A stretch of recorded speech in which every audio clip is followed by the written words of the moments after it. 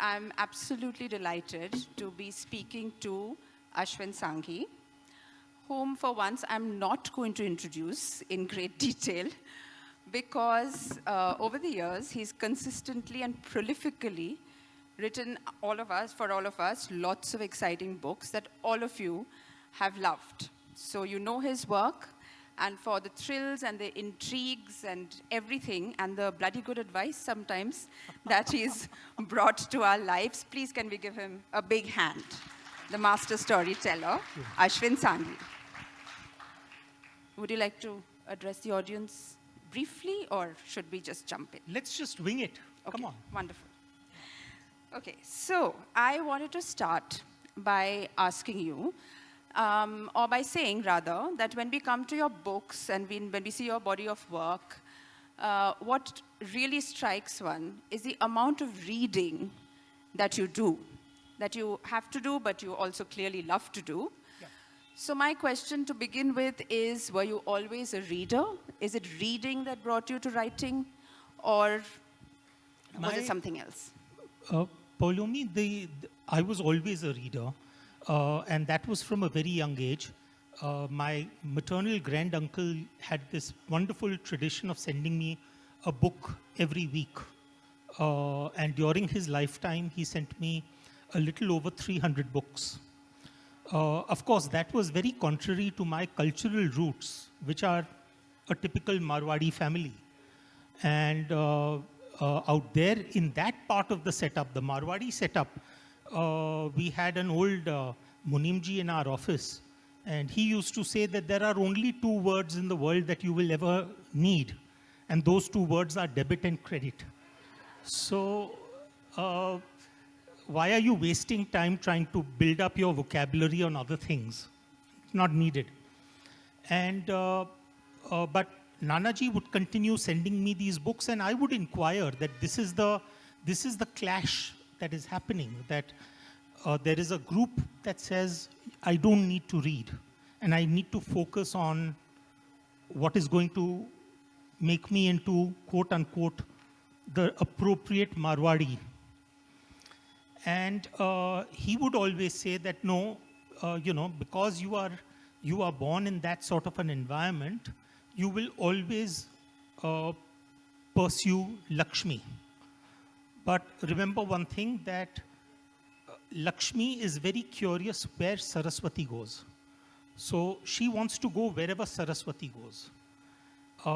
And so even if your aim is not to go for Saraswati but for Lakshmi, go for Saraswati, because that will get you Lakshmi. And then he would also say that in our pantheon of gods and goddesses, the only deity that can sit between Lakshmi and Saraswati is Ganesha, which probably explains why I look the way I do. Because the entire sort of focus has been towards sitting between these two devis. And so in that sense, when Nanaji was sending me these books, I did not realize that he was rewiring my brain. But he was. And it was only another 20 years later that I actually got down to putting something on paper. But for the longest part of my life, I was simply just a voracious reader. Right. And have you seen that have you noticed whether your reading habits have changed over the years? Because a lot of us have, say, moved from books to devices to audio. Now there's so much, so many ways of reading. Also in terms of the time that you give to it, other than what you have to do. Yeah. During the same time when Nanaji was sharing books with me, the other person who was also sharing books with me was my mom. But Nanaji's books were always, quote unquote, meaningful. So I remember receiving books like the Mahabharata retold by Raja Gopalchari. I remember receiving autobiography of a yogi by Paramahans Yoganand. I remember receiving War and Peace. So there were many meaningful books that Nanaji gave. On the other hand, my mom was never interested in anything that was remotely meaningful. She was interested in whatever was a page turner. So in those days, whether it was Irving Wallace, whether it was Frederick Forsyth, whether it was Ken Follett, whether it was Jeffrey Archer, all of those books she would read in a couple of days and she would pass it on to me. So I think what has happened is over the years, my I think what happened was that the content of the books that my grandfather sent me, those were very meaningful. But stylistically, what I always wanted to do was to be reading page turners. So that's what you see in the Bharat series, that there will be deep historical or philosophical or spiritual or mythological content, but it will be told in a rapid, I mean, ultimately for me, that's really key, whether you have to turn the page or whether I turn that page for you. So even today, my reading is dictated by both of those, that there are some books I'll read because they are meaningful, and there are some books I will read simply because of the fact that I love the stylistic approach to that particular book. And nowadays, I don't end up reading that much what I want to read. I end up reading far more what I have to read, because with every book in the Bharat series, I would end up devouring or maybe partially devouring at least a good 20, 30, 40 books. So a lot of my reading is dictated by what I happen to be writing. Right. So coming to Magicians of Mazda, in most of your other books, many different stories and these diverse threads. Or rather, tell us first what brought you to Gujarat, because you've taken us through the legends of the timekeepers. That's Kal Chakra. You've taken us to the connections that Jesus Christ had with India, Yes. and much more. I mean, from all corners. What brought you to Gujarat? What brought you to the culture and the legends and the myths and the history of the Parsis? Actually, with most of my books, it always starts with a chance incident or a conversation. Mm-hmm. And this has happened in so many of my books. I'm sorry, Poulomi, wherever you need to cut me off, No, because please. Unfortunately for me, every question leads to another story. So, I mean... which everyone wants to hear. So, it's absolutely So, fine. like, for example, Chanakya's chant happened at a time when the elections in 2009 had just got completed. And it was 2 weeks or 3 weeks after the elections, and a cabinet hadn't been sworn in. And I was wondering that has politics always been so messy? So when we talk about the good old days, were they really good? And that's what led me to contrast today's politics to, let's say, the politics of Chandragupta Maurya's time. Or, for example, the Krishna Key happened at a cocktail party of someone else's party, and this gentleman was several drinks down, and solid drinker, very solid drinker. How many of you are familiar with the Patiala peg? Patiala peg, most. So people, Patiala peg means basically 3 fingers of whiskey, but the 3 fingers aren't held this way; they are held this way. So virtually the entire glass is full, and so he was several drinks down, those type of drinks, and somewhere at around midnight or maybe later, he claimed that either he had seen or was. My understanding the next morning is that he claimed the latter, that he was the Kalki Avatar. And my own brain was a little sort of confused the next morning, and I figured I needed to research that, and that's what led me to calling for the Kalki Puran and then researching it and then figuring out that I wanted to do a story on that. Magicians of Mazda happened as a result of a conversation on a flight from Delhi to Bombay between me and the actor Baman Irani. We were sitting together on the flight, and I told him, I said, I grew up in Bombay, surrounded by Parsis, and it has always been a secret passion project of mine that I would write something about the, for lack of a better term, the Bawas, So he said, have you read the Kissa-e Sanjan? So I said, I don't even know what it is. He said, no, the Kissa-e Sanjan is the first narrative that was written by the high priests when 18,000 Zoroastrians fled from Iran and landed on the shores of India in 720 CE. So he said, my suggestion to you, Ashwin, is start with the Kissa-e Sanjan. And so that's what then led me next day to call for that, to start digging into it. And then obviously one thing led to another. And I said, no, this is not only a fascinating story in terms of how they came to Dew and to Sanjan, but one needs to go one needs to start looking at the story behind the story. And that led me back to the time of Zarathustra, and it led me back to the times beyond Zarathustra. So that leads me, automatically to the next question, which is that many of us would say read the same material, perhaps, be led to different points. And maybe we just process it completely differently, but you connect the dots really well, and you connect it to a point because you're imagining certain things, and certain things are facts, but you've kind of... Yeah.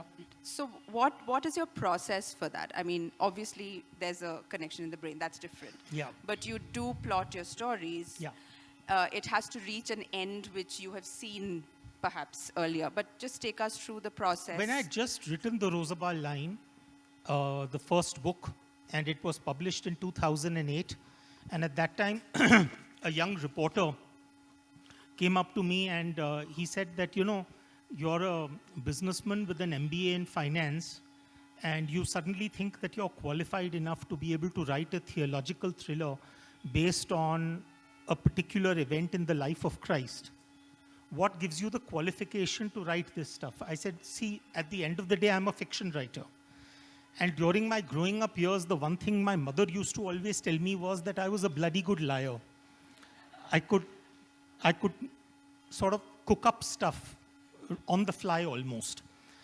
So, but what I've learned over the years, and it started with the Rosabal line, that if you are going to, as a fiction writer, be telling a lie, then tell the lie as close to the truth as possible, because then it makes your lie much more believable.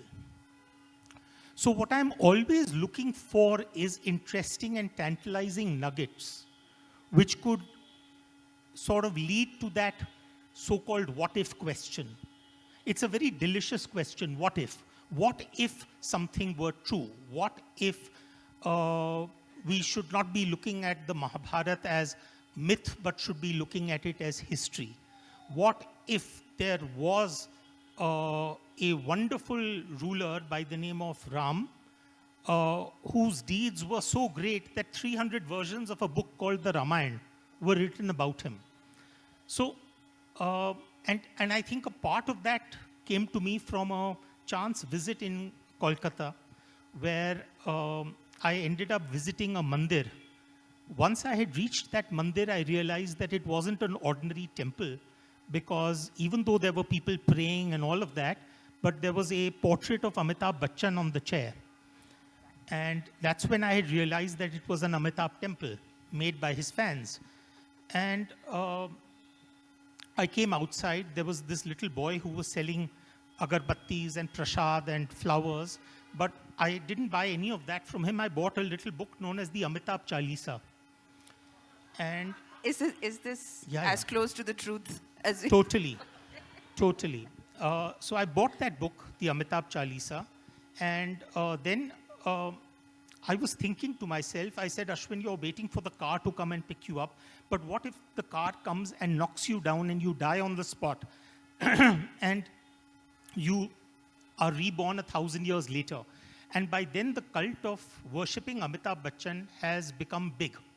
And now there isn't one temple dedicated, but 1 lakh temples or 10 lakh temples dedicated to Amitabh. And now in that new avatar, someone asks you that, do you think Amitabh could have been a historical figure? But that's really the question we are asking about Ram, Krishna, and so many others. So in that sense, for me, what I do is I take 2 elements, consider them as subatomic elements. One subatomic element, let's call it myth. And the other one, let's call it history. And let's put it into a particle collider in CERN, where we bring both those particles charging towards one another at a blazingly fast pace. And now when they eventually collide, they fuse together. And now you don't have the original 2 particles, but you have a new particle, which is the fusion of the 2. And in my head, the formula I use is myth plus history equal mystery, period. So when you bring those 2 together, you end up with lots of tantalizing questions, and that leads to the mystery. Lovely. So now that we've got the word mystery, do you have something you want to tell the audience? You have some exciting You're my publisher, news. yeah. So the exciting news, which we have announced, but since Ashwin is here, is that he's writing a new series. It's going to be a crime series, and I'm not going to say too much about it because we are still Let me just give a background to the audience. Yes. Besides my books in the Bharat series, till date, I've written 7 books in the Bharat series. It started with the Rosabal line, then went on to Chanakya's chant, the Krishna key, the Sialkot saga, Keepers of the Kal Chakra, the Vault of Vishnu, and of course, the Magicians of Mazda. And now this is where you see the Marwadi tendency in me, plugging in all 7 books of the Bharat series to this wonderful audience. So if you've missed out any of them, please pick them up. They're in the bookstore. So 7 books in the Bharat series. But along the way, I also dabbled in other books. There is a self-help series known as 13 Steps, 13 Steps to Bloody Good Luck, 13 Steps to Bloody Good Wealth, and so on and so forth. So now those books are also now additional books in that series are coming up. But along the way, I ended up writing 2 crime thrillers along with James Patterson. One was a crime thriller called Private India, and the other was called Private Delhi. And both of them ended up becoming New York Times bestsellers. So I figured that there is now space for a crime thriller series within India, which is not a partnership between Ashwin and XYZ, but is simply a solo venture of Ashwin Sanghi. And so the very first the very first book in that series, and by the way, the series is known as the Kutta Kadam series. And there is a reason for that. I'm not going to tell you why it's called that. But so that will come out in January. And for those of you who are my readers in the Bharat series, and if you're wondering whether the Bharat series will continue, yes, it will. I will be alternating. In any case, I give you 1 book in the Bharat series every 2 years. So now I will give you 1 book in the crime thriller series, and then the next year I'll give you a Bharat series, and then again a crime thriller, and then again a Bharat series. So you've covered more of my questions, but okay.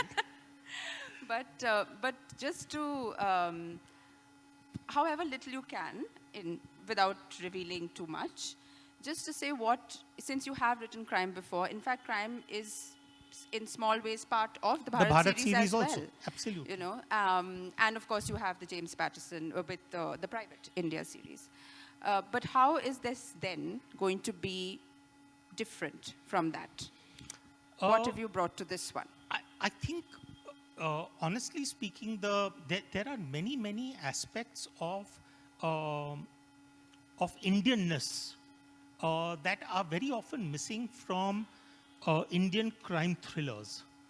Like, for example, as a society, we have lots and lots of things which are related back to our ancient there are traditions, there are superstitions, there are gods, goddesses, there are so many things which make for interesting study.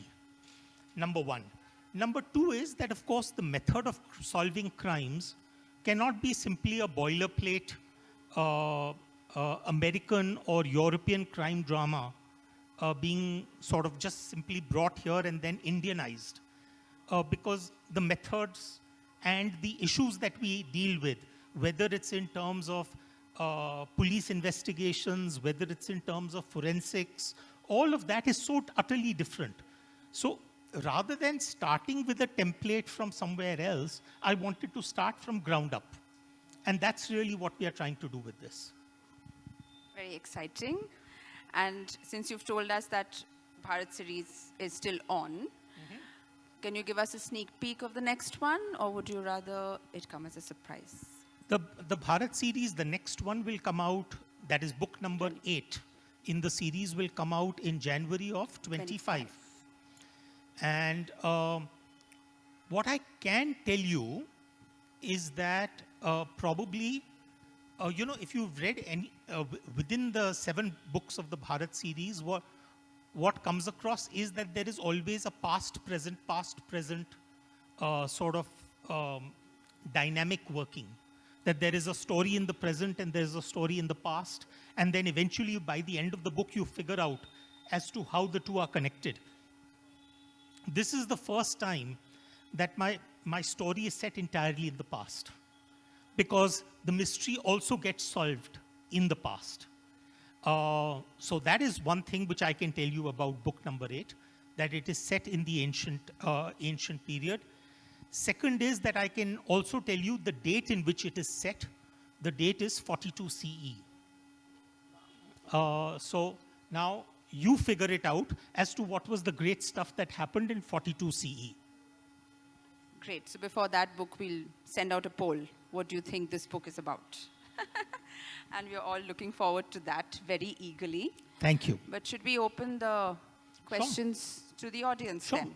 Are there any questions that any of you want to ask? Yes. Can we get the mic to the front?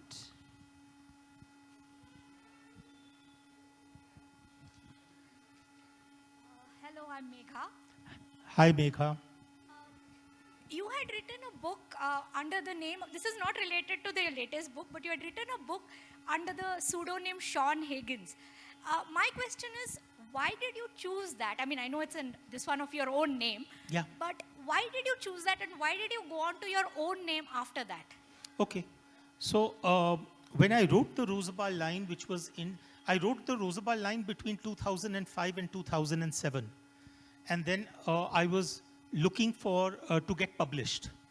And it became apparent to me about a year and a half later that I was not really publishable.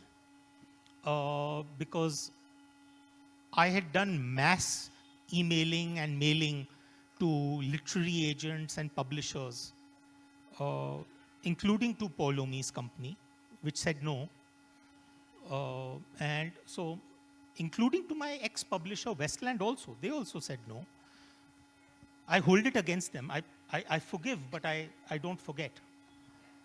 So, by the end of it, when I was totaling up all of this, it was well over 40, somewhere closer to 47, who had said thanks, but no thanks. And I began to really get sort of almost psyched out that there was something wrong. I'm a superstitious sort. So I said, मेरे नाम में ही कुछ problem है शायद. So when I decided to self-publish, because by then virtually everyone had said that we can't publish it. So then I thought to myself, okay, fine, since Ashwin Sanghi didn't really work for me, why don't I look at another name? And at that time, self-publishing didn't exist in India. It had just started in the US. The first self-publishing company had just come into existence. So I had a chance to be going directly into the American market. I sat down with a Scrabble board and the letters of my name, Ashwin Sanghi, and I started jumbling them around to see what complete name could I land up with using those letters. And the first name that came up, which sounded fairly decent, was Sean Higgins.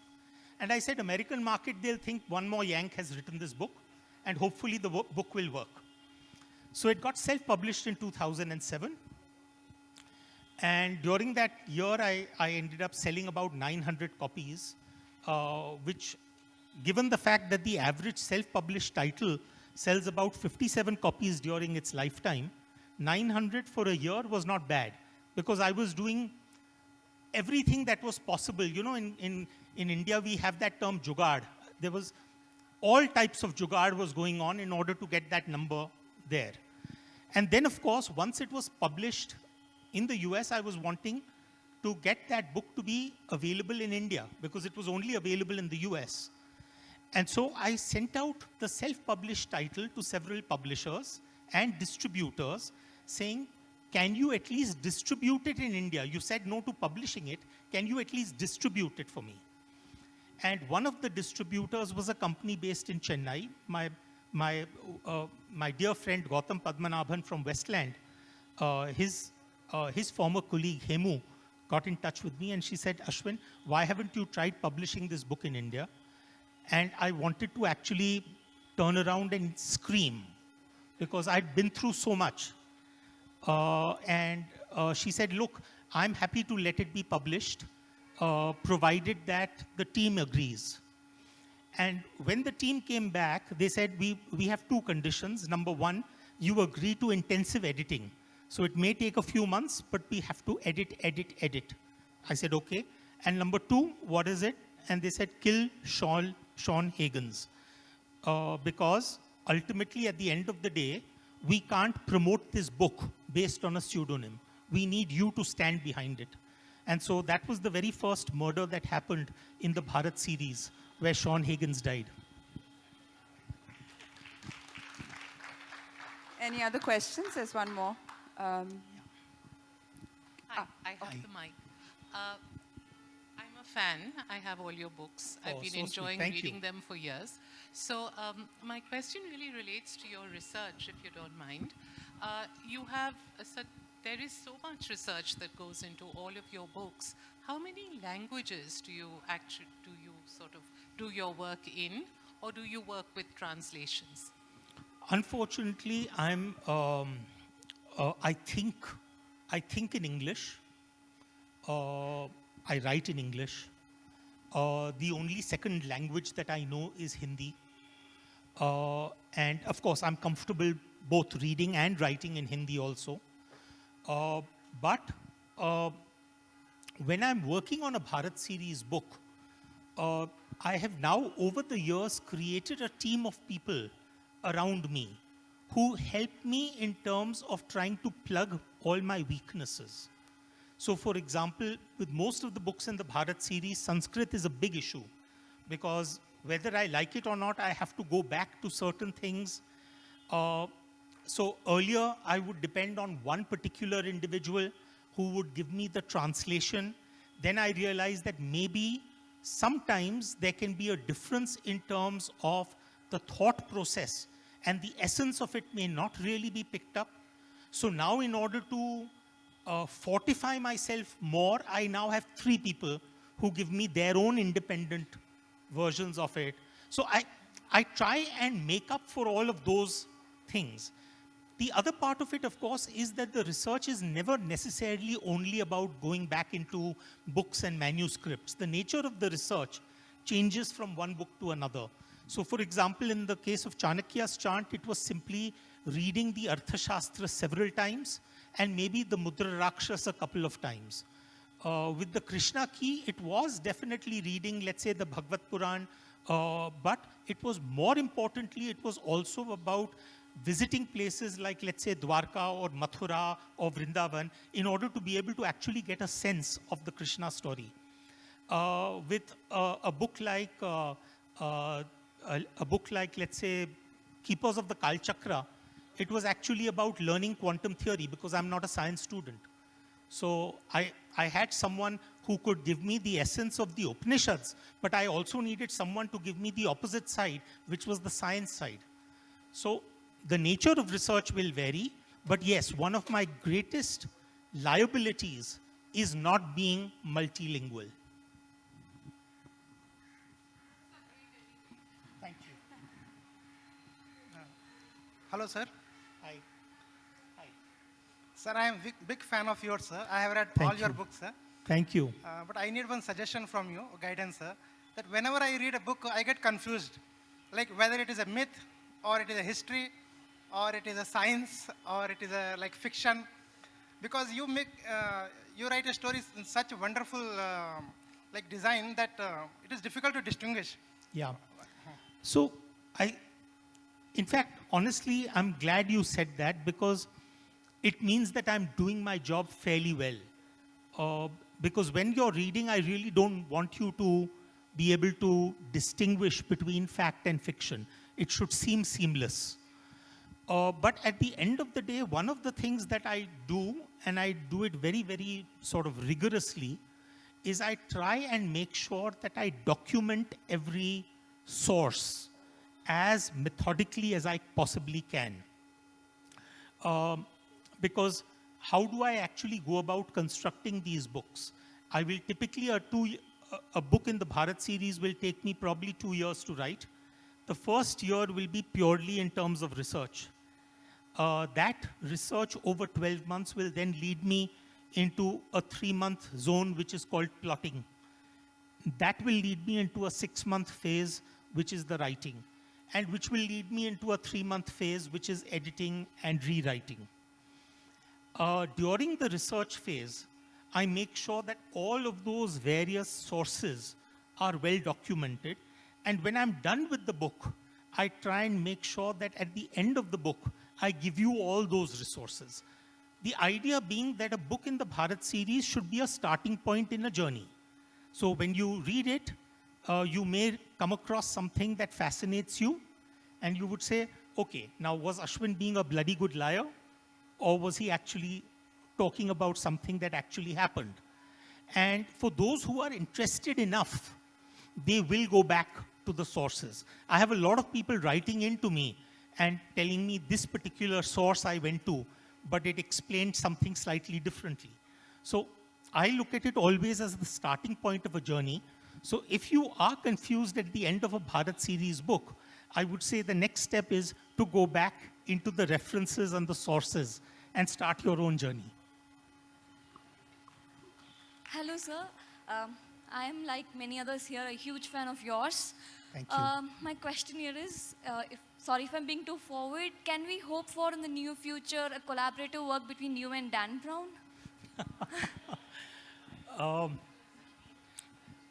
You know, in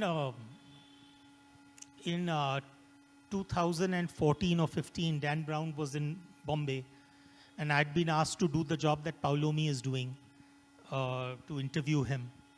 And so we did the interview, and then we went away to the next door Oberoi Hotel, where we ended up having dinner, which lasted till 1:30 in the morning. And several drinks down, a lot of lubrication for the mind and soul. He asked me, what is your definition of God? And at that point of time, my creative instincts were at full peak, partly due to the alcohol, but other reasons also. And so I took a napkin and I wrote on that, G is equal to infinity minus K. Some of you would have come across that particular equation in the Krishna key. So he asked me, what is this? And I said, well, G is what we call the divine, the stuff that we can't explain, God. And infinity is the entire universe. Not only the universe that we are in, but also the universes that we are not in, the universes that are present, that past, future, as well as all the parallel universes that exist. The Brahmand, that is infinity. And K is the extent of human knowledge. So what we don't know in the Brahmand is what we call God. The Egyptians saw the sun rise in the east and set in the west. They didn't know what it was. They said, oh, he is the god Ra. and he travels across the sky in his chariot. And when he gets tired, he goes to sleep, and that's when we have night. And later on, we got to know that it's a giant ball of fire around which the planets orbit. And suddenly, Ra lost his divine status because we could now explain it. So when we had this entire discussion, Dan ended up saying that, Ashwin, do you realize that what I talk about, you talk about G is equal to infinity minus K, and what I talk about is the God of the gaps. That is a concept which comes across in one or two of Dan's novels, God of the gaps. The gaps in human understanding are God.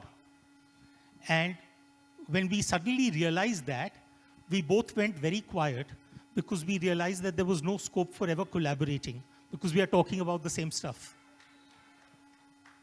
So I don't think it's going to happen. And are there any more questions?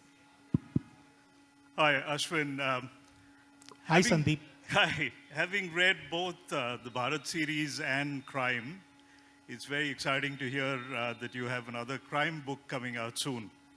So the question is, what is the difference in research and writing crime and fiction and historical novels? If you can just talk a little bit about that. Okay. I would say that when it comes down to a Bharat series book, which is based on a bedrock of history or philosophy or science or spirituality, then in that event, you will end up doing far more research because you need to not only take each of those elements, but you also need to then construct them into a plot.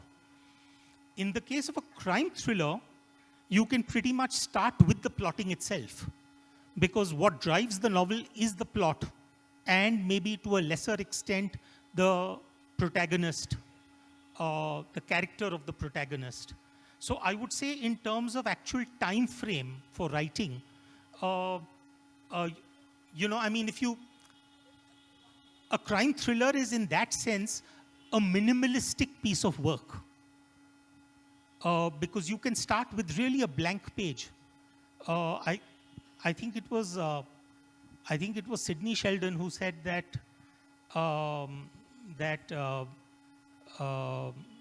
being a writer is like playing God, because you start with a blank page in front of you, and then you can pretty much decide what happens on that page.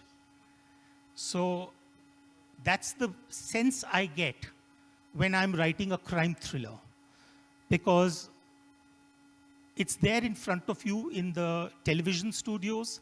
It's there with you in terms of all the newspaper reports. It's there with you in terms of all the whodunits that you've read through your lifetime. So you are already familiar with what the human mind is capable of doing. You're already familiar with the depravity that is possible. Now it's only a question of being able to put it in a construct where, I think it was Lee Child who said that what is a thriller? Ask a question at the beginning and answer it by the end. And that's what you try and do with the plot of a crime thriller. So it's that way far more straightforward. I think we have time for just one or two more questions, please. Yeah, hi Ashwin. Hi. Arun Krishnan here, by the way. Hi, Arun. Quick question about your partnership with James Patterson. By the way, the last book was great. Oh, thank you so much. Nandi. Thank you, thanks a lot. Can you talk a little bit about the process of how you collaborated with James Patterson and How did it happen? Or no, what was the process of collaborating? Process of collaborating, if you can. I know sometimes it's difficult. Yeah, But yeah. See, James is a very structured sort of, a very genre-focused writer. And he is one of those who sort of, in some ways, is a perfect formula-driven man. So in that sense, it was very easy, because what James said was, he said, either you write the plot and I'll write the first draft, or I write the plot and you write the first draft. And then, so with Private India, of course, it changed slightly, because he said, listen, since it's the first time that we are doing this together, it's better that the plot comes from you, because you'll be able to build in all the Indianness, because I don't know enough about India to be able to plot this. And then as it turned out, I was expecting to write the plot and then him to write the first draft, but he said, no, you write the first draft also. So he only ended up writing the second draft. With Private Delhi, it worked the other way around, where he wrote the plot and I wrote the first draft. And we kept going back and forth till the time that we had a draft that we both could agree on. But it's a very structured process with James, because he's done that so many times with so many authors. So he's got it down to a T. And the last question, I think, please. Is there anybody who wants to? Hello. Hi, sir. Hi. Lakshman here. We consider you as a god of writing for us. Sorry, I couldn't hear you. We consider you as a god of writing for us. Hello. Yeah, if it's something nice, could you say it louder? We consider you as a god of writing for Oh, us. I'm so. Actually, from your explanation, we understand, and even I experienced that writing is very difficult and publishing is more difficult than writing. Because I have experience in my first novel. I wrote in 3 years and it took 4 years to get it published. Got rejected in 50 publishing house. After that, I got 2 hours for that. I was thinking like, I am writing fine, but it is not getting published. Now I have written second book. It's little bit personal question to you. Sorry for this in Okay. open audience. So I have written second book. I want to get it published. I mean, in few months of time. So what would be your suggestion for a newbie like me in a writing arena to get book published in a smoother way, and Okay. we need not to struggle here and there. So what would be your direction for that? Thank you very Okay. much. First of all, thank you so much for that opening line. That's very, very kind of you, very sweet of you. But I must tell you one thing, that the one policy that I have lived my life by is that when I write a book, I always look back at the pages and I wonder that how did I write them? Because I don't ever think of myself capable enough to be able to even write a sentence, forget a paragraph or a page or a book. And what I realize is that in the moments during that morning hours of the Brahma Muhurat, when I'm writing, I realize that very often I'm lost in a different zone and the words have just magically come on paper, and I then bow down my head to Saraswati because I realize that she is the one who made me do that. Genuinely, I must tell you that with every page that I write, I just sort of, I thank my stars that Saraswati Ma ki blessings hai. That's all. Number 2, when it comes down to getting published, I think the most important thing is that you don't give up. And now, in comparison to when I started out in 2007, today your options are far, far more. Today, publishers are looking at new authors in a far more serious manner than they were in those days. Poulomi could bear me out, but today the percentage of new authors in their portfolio will probably be at least 10x of what it was back in 2007. So that's very important. The second is you have self-publishing as a very important tool, because today it's possible to get self-published and then use that as either a stepping stone to becoming very successful in the self-published space, or otherwise using it as a stepping stone to getting published traditionally. So I would say that that's the second most important thing, don't give up. My third piece of advice, that if writing is not what you do in order to actually feed yourself or your family, then don't make it your mainstay till the time that the royalty checks start coming. Because it's very difficult to write when you're hungry. So keep the income flowing, and write whenever you get a chance. Those are my 2 or 3 pieces of advice.